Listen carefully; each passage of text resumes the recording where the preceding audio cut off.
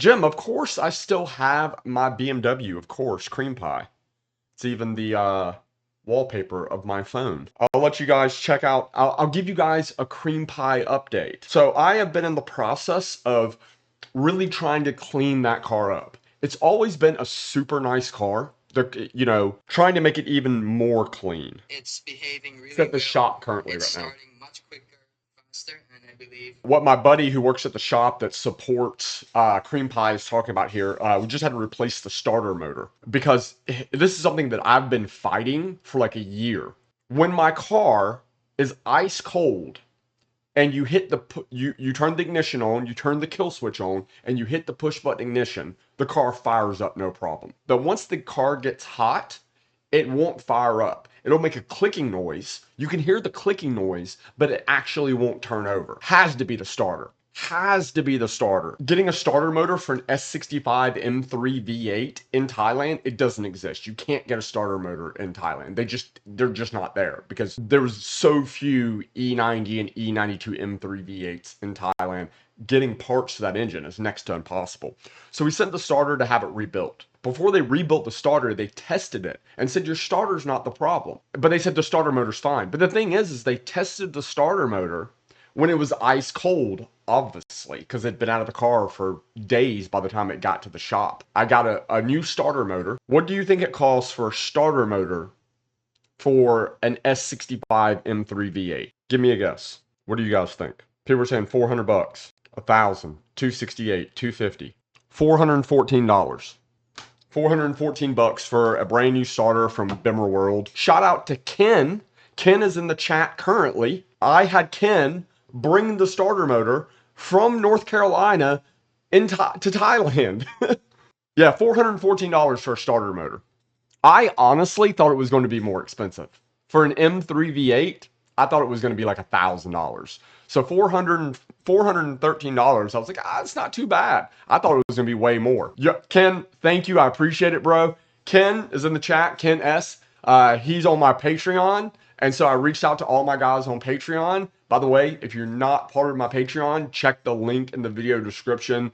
We do CB Media meetups all the time. You get discounts on apparel. I post extra content there. We're doing Patreon only live streams like once a week now. Anyway, Ken S, who is in the chat, is on my Patreon. And I reached out to my guys and I said, hey, is anybody coming from the US to Thailand anytime soon? And Ken was like, bro, I'm coming in like a couple days. And Bimmer World is literally like 4 hours away from his house. So they shipped the starter motor to Ken, and Ken brought that thing in his checked luggage to Thailand. Cheers to Ken. We just replaced the starter motor, and the shop said it fires up perfect, no problem. I'm 99% sure that is going to fix my problem. The engine bay of that car has always been pretty freaking clean. So here's the engine bay of my E30. So that's the engine bay of the E30, right? As you guys can see in here, all these holes on the firewall and these brackets and all of this stuff is being shaved. This fuse box, which sits right here, is being relocated inside the glove box. And then this reservoir right here is being moved underneath the hood. So it's going to be way, way cleaner. So yeah, just a quick CreamPai update for you. Nah, it's not the flywheel. I just replaced the flywheel too because I needed a new clutch. So that was an update as well. That just happened. I just replaced it with a Clutch Masters Stage 1 clutch. And I switched from a dual mass to the single mass ultra lightweight flywheel, which weighs like 16 pounds. So it's almost a 50% decrease in rotational mass off the flywheel. I mean, it already revved quick as hell. Yeah, I'm unsure about putting the hood back on or not. I've grown to really like it with this setup. The thing about that car is, it looks sick on the outside, but what makes the car so special is the engine. And just being able to cruise around and drive around, and when people see it go by and then they see the engine, it's so cool. Like when I'm driving through Pattaya in that car, and people are like, oh shit, look at that wide body E30. And then they can see the engine, they're like, oh damn, that thing's got an M3 V8 in it. People lose their minds. First, I was unsure about this hood setup. I was unsure if I wanted to keep that or not, but now I'm really liking it, man. I really, really like it. Actually, you know what? I might give you guys a little preview of the photos that I took. For those that don't know, CreamPai is getting a magazine feature in Total BMW Magazine out of the UK. And for those that also don't know, my background is I am a professional automotive photographer and journalist. So guess who shot the car, the E30, for its magazine feature? Yep, that would be me. Cheers, by the way. Diet Coke and Johnny Walker Black. Cheers. It's 10 p.m. here in Cebu. 10 p.m. on a Saturday night here in Cebu. Yes, I'm sitting in my condo for now, just to talk with you guys. So since this photo has been taken, I've switched my shift knob. I also got a Bimmer World solid mount shifter that sits a little bit higher, and then a matte black like shift knob, the matching shift knob, and it looks way, way better than this factory. Yeah, so these are the photos that you will see in Total BMW Magazine. I don't know when the feature is going to come out. I literally just got done editing them right before I left Thailand to come to the Philippines, and I emailed them off to the editor at Total BMW Magazine. You can see that right behind my strut tower bar, there's like this plate that like it like mounts to the wall, mounts to the firewall, and it's painted matte black. I just painted it matte black. It's actually carbon fiber, but nothing else on the car is carbon fiber. So I felt like it didn't work with the rest of the car. So I had it painted matte black to match all the trim on the car and the engine cover, right? But I think I made a mistake.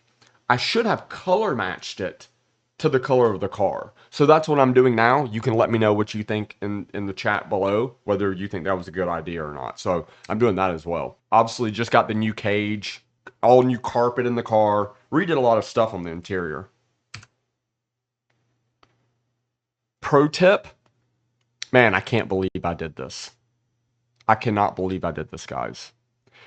If you're doing a photo shoot of a car, like a proper photo shoot, take the keys out of the ignition before you take interior photos. Take your keys out of your, look at the keys in the ignition. I can't believe I did that. I am a seasoned automotive photographer. Like the amount of car magazine, I can't count the amount of car magazine features I've shot. Like probably 100. And I shot my own car, the interior shots, with the keys sitting in the ignition.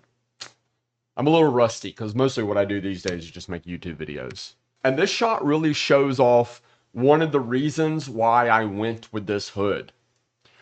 Do you see?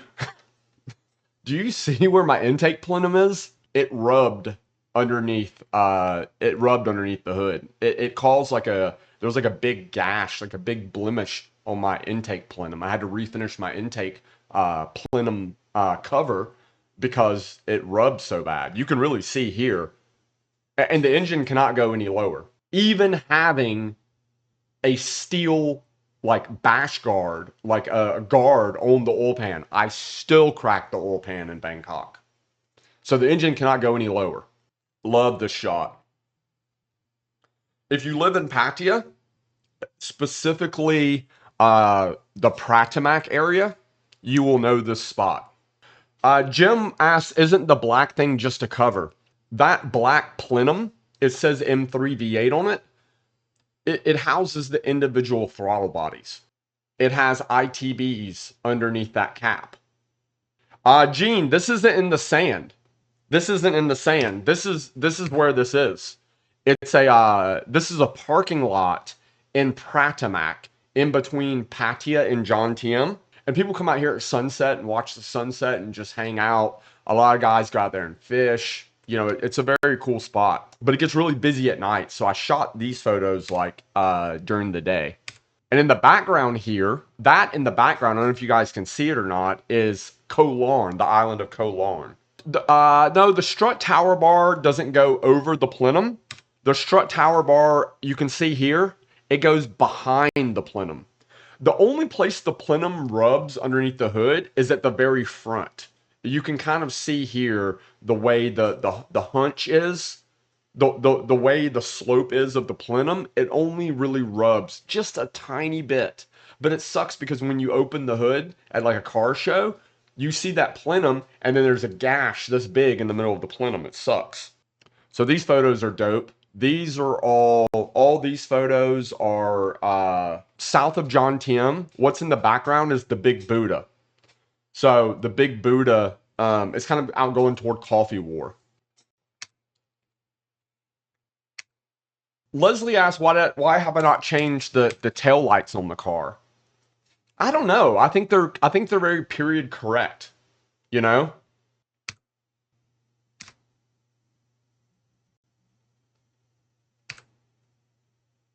I thought this was a cool shot. I think this is a cool shot.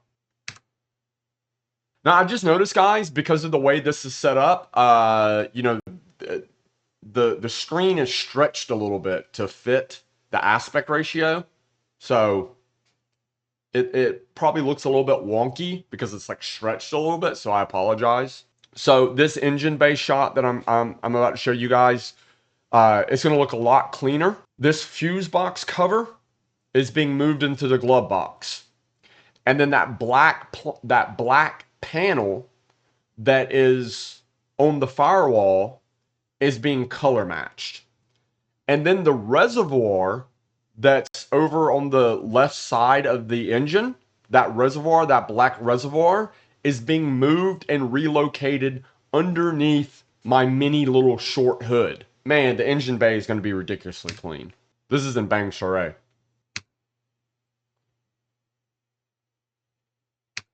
But I'm pretty proud of these shots.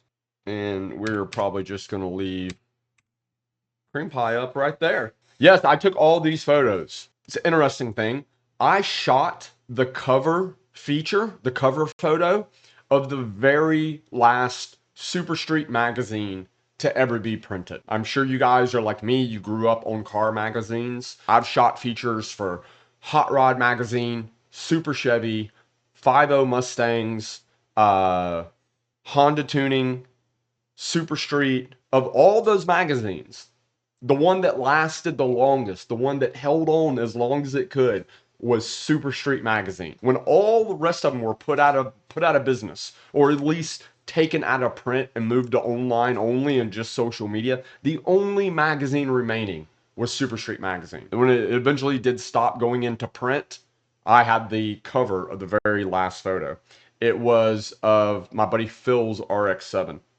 Yo, my homie Kick-Ass Powder Coating is in the house. What up? How's life? The car makes 350 wheel horsepower and 280 wheel torque going to 9,000 RPM. It pretty much makes the exact same horsepower as a stock E92 M3. When we tuned the car, I told him as long as it makes the same power as a stock E92 M3, I'm fine with that.